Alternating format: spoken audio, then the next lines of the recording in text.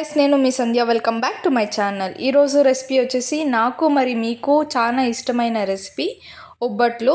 ఈ ఒబ్బట్లు ఎంతో టేస్టీగా ఎంతో సాఫ్ట్గా ఉంటాయి. మీరు నేను చెప్పిన టిప్స్ ఫాలో అయితే ఈ ఒబ్బట్లు అనేది చాలా బాగా వస్తాయి. ఇలా ఎంతో టేస్టీగా ఎలా ప్రిపేర్ చేయాలో చూసేద్దాం రండి. ముందుగా నేను బెల్లం తీసుకుంటున్నా. 1.5 ఉంట సరిపోతుంది. తర్వాత ఇప్పుడు శనగబ్యాలు తీసుకుందాం. 1 గ్లాసు నేను చూపిస్తున్న కొలతల్లో తీసుకోండి. తర్వాత కందిబ్యాలు 1 గ్లాసు. ఈ 3 ఇంగ్రీడియంట్స్తో మనం ఎంతో టేస్టీగా ఉన్న ఒబ్బట్లు అయితే చేసుకునేద్దాం రండి. ఇప్పుడు ఒక పాత్ర తీసుకొని అందులోకి ఒక 4 గ్లాసెస్ అలా వాటర్ యాడ్ చేసుకోండి. వాటర్ వేసుకున్న తర్వాత ఒక 2 మినిట్స్ అలా బాయిల్ చేయండి. బాయిల్ అయిన తర్వాత మనం ఇప్పుడు కందిబ్యాలు వేసుకుందాము 1 గ్లాసు. తర్వాత శనగబ్యాలు వేసుకోండి 1 గ్లాసు.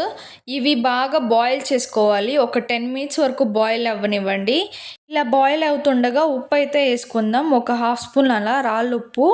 ఎందుకంటే ఇది సాఫ్ట్గా అవుతుంది మనకు బ్యాల్ అనేది. ఇంకో విషయం ఏంటంటే మనం కుక్కర్లో చేసుకుంటే అంత టేస్ట్ రాదు. మన పాత్రలో చేసుకుంటే టేస్ట్ అనేది బాగా వస్తుంది. ఇప్పుడైతే మనం సిరోటి రవ్వ తీసుకుందాం. ఒకసారి బాగా జల్లెడ పట్టుకోండి. తర్వాత మైదా వేసుకోండి. ఒకసారి బాగా జల్లెడ పెట్టుకోండి. ఎందుకంటే డస్ట్ ఏమైనా ఉంటే దీంతో పోతుందనేసి. ఈ చిరోటి రవ్వ ఒక 2 కప్స్, మైదా ఒక 2 కప్స్ వరకు సరిపోతుంది. తర్వాత ఉప్పు 1 స్పూన్ యాడ్ చేసుకోండి. తర్వాత పసుపు 1 స్పూను. 2 వేసుకున్న తర్వాత కొంచెంగా వాటర్ యాడ్ చేసుకొని ఒకసారి బాగా కలుపుకోండి. ఇలా కలుపుకోవడం వల్ల మనకి ఒబ్బట్టు పైన ఉన్న లేయర్ ఉంటుంది కదా, ఆ లేయర్ అనేది చాలా సాఫ్ట్గా వస్తుంది. మనము చపాతీలాగా కలుపుకోకూడదు. ఇప్పుడు నేను చూపిస్తున్నాను కదా, ఈ విధంగా కలుపుకోండి. మనకు ఒబ్బట్టు అనేది చాలా సాఫ్ట్గా మరియు తినేదానికి కూడా చాలా కమ్మగా ఉంటుంది. అంత బాగుంటుంది. ఇప్పుడు ఆయిల్ అనేది యాడ్ చేసుకోండి. మీరు నెయ్యి కూడా యాడ్ చేసుకోవచ్చు. చాలా బాగుంటుంది టేస్ట్ అనేది. ఆయిల్ అనేది 1 కప్పు వరకు సరిపోతుంది. ఇలా చేసుకున్న తర్వాత ఇలా నేను చూపిస్తున్న విధంగా చేసుకోండి. అప్పుడే మనకి పిండి అనేది జాన్ వస్తుంది. ఇలా జాన రావడం కోసం మా అమ్మమ్మ వాళ్ళు రోట్లో వేసి మరీ దంచేవాళ్ళంట. ఆ టైంలో మా అమ్మ చెప్పింది నాకు. ఇలా కలిపిన తర్వాత ఒక 1 అవర్ అలా వదిలేయండి. ఇప్పుడైతే మనం బ్యాళ్ళు ఉడికినాయో లేదో చూస్తాము. ఇలా ఒక గింజ ఎత్తుకొని చూడండి బ్యాళ్ళు ఉడికింటాయో లేదా అనేసి. ఇలా బాగా స్మాష్ అవుతుంటే మనకు బ్యాల్ అనేవి చాలా బాగా ఉడికింటాయని అర్థము. ఒకవేళ అలా ఉడకకపోయింటే మీరు ఇంకొక 5 మినిట్స్ అలా పెట్టండి. ఇప్పుడు ఒక ప్లేట్ మూసి పెట్టి ఇంకా రిమైనింగ్ వాటర్ ఉంటుంది కదా, ఆ వాటర్ అనేది సపరేట్ చేసుకోవాలి. ఈ వాటర్తో రసం పెట్టుకుంటే చాలా బాగుంటుంది. మనం నార్మల్గా పెట్టుకుంటాం కదా, ఆ రసం తింటే ఇది చాలా టేస్టీగా ఉంటుంది. ఒకసారి ట్రై చేసి ఎలా వచ్చిందో కమెంట్ చేసేసేయండి. ఇప్పుడు మనం సపరేట్ చేసి పెట్టుకున్నాం కదా వాటర్ బ్యాళ్ళు, ఇందులోకే మనం బెల్లం యాడ్ చేసుకోవాలి. పొడి చేసుకొని పెట్టుకోండి. ఇందులోకి వాటర్ అనేది అస్సలు యాడ్ చేసుకోవద్దండి. ఎందుకంటే బెల్లం కరుగుతుంది కదా, అదే సరిపోతుంది మనకి. బెల్లం వేసుకున్న తర్వాత ఇలా ఒకసారి కలుపుకోండి. ఇలా కలుపుకొని ఒక 5 మినిట్స్ అలా కుక్ చేసుకోండి, సరిపోతుంది. ప్లేట్ క్లోజ్ చేసేసి 5 మినిట్స్ తర్వాత మీరు చూస్తే బెల్లం అనేది బాగా కరిగింటుంది. కొంచెం టేస్ట్ చేయండి మనకి తీపి అనేది సరిపోయిందా లేదా అనేసి. సరిపోకపోయింటే బెల్లం యాడ్ చేసుకొని ఒక 3 మినిట్స్ అలా ఉడకపెట్టుకోండి. దీన్ని ఒక 15 మినిట్స్ అలా వదిలేయండి. 15 మినిట్స్ అలా వదిలేసిన తర్వాత బాగా గ్రైండ్ చేసుకోండి. మనం మిక్సీలో కన్నా రోట్లో చేసుకుంటే చాలా టేస్టీగా ఉంటుంది. మనం రోట్లో చేసుకోవడం వల్ల టేస్ట్ అనేది ఎక్స్ట్రా యాడ్ అవుతుంది. అంత టేస్టీగా ఉంటుంది. మీ ఇంట్లో రుబ్బురోలు ఉంటే మీరు దాంతోనే చేసుకోండి. నేనైతే అదే సజెస్ట్ చేస్తాను. ఎందుకంటే దాంతోనే టేస్ట్ అనేది చాలా బాగుంటుంది. ఇప్పుడు మిక్సీలో ఒక యాలక్ బుడ్డ వేసుకొని ఇలా బాగా గ్రైండ్ చేసి పక్కన పెట్టుకోండి. మిగతా కూడా అలాగే గ్రైండ్ చేసి పెట్టుకోండి. ఇలా పెట్టుకున్న తర్వాత ఇలా చిన్న ఉంటల్లాగా చేసుకోవాలి. ఇప్పుడు నేను చూపిస్తున్నాను కదా, ఇలా చేసి పక్కన పెట్టుకోండి. మొత్తం ఉంటలు చేసిన తర్వాత నాకైతే ఇన్ని వచ్చాయి.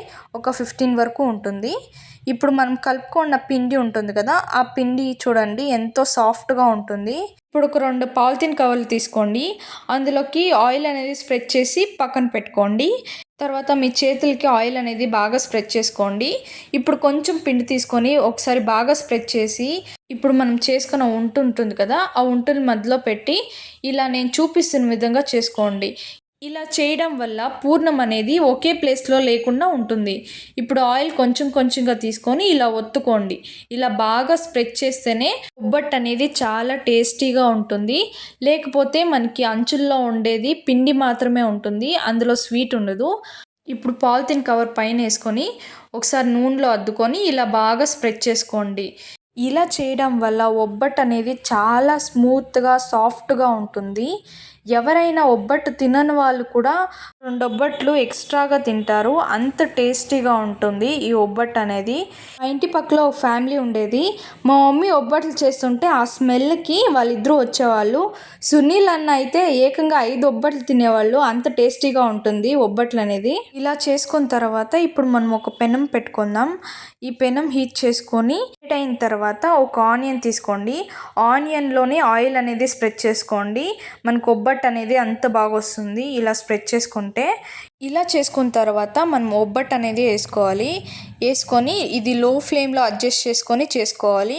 అప్పుడే మనకి ఒబ్బట్టు అనేది చాలా పర్ఫెక్ట్గా వస్తుంది. ఇప్పుడు పైన ఒక స్పూన్ ఆయిల్ వేసుకొని మనం కాల్చుకోవాలండి.